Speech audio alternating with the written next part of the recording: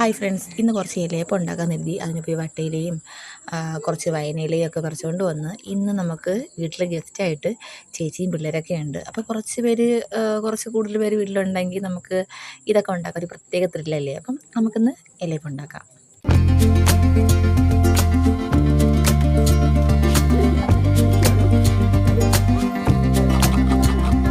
അങ്ങനെ ശർക്കരയെല്ലാം നമ്മൾ സെറ്റാക്കി വെച്ചിട്ടുണ്ട്. ഇനി അടുത്ത് തേങ്ങയും കൂടി ഒന്ന് റെഡിയാക്കി വെച്ച് കഴിഞ്ഞാൽ നമുക്ക് മാവൊക്കെ എടുത്ത് ഇച്ചിരി ചൂടുവെള്ളമൊക്കെ ഒഴിച്ച് മാവെല്ലാം നമുക്ക് സെറ്റാക്കണം. അത് ഞാൻ കുറച്ച് ചെറിയൊരു പാത്രം എടുത്തത്, പക്ഷേ അതിനകത്ത് ചൂടുവെള്ളം ഒഴിച്ചപ്പോഴത്തേക്കും ഈ അരിമാവ് കുറച്ചിങ്ങനെ പെരുകി വന്നിട്ടുണ്ടായിരുന്നു. അങ്ങനെ അതുകൊണ്ട് കുറച്ചും കൂടെ വലിയ പാത്രം ഇട്ട് മാവെല്ലാം ഇളക്കി റെഡിയാക്കി വെച്ച് ഇനി നമുക്ക് ഇതൊന്ന് ഉണ്ടാക്കിയെടുക്കാം.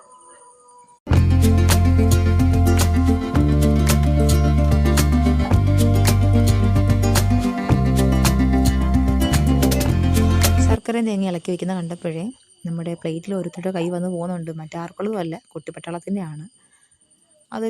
ഒരു പ്രത്യേക കൊതിയാണല്ലോ. ഇത് കാണുമ്പോഴത്തേക്ക് ആർക്കെല്ലാം ഒന്ന് കഴിക്കാൻ തോന്നും. കൂടുതൽ എനിക്കും തോന്നി. ഞാനെടുത്ത് കഴിച്ചിട്ടുണ്ട്.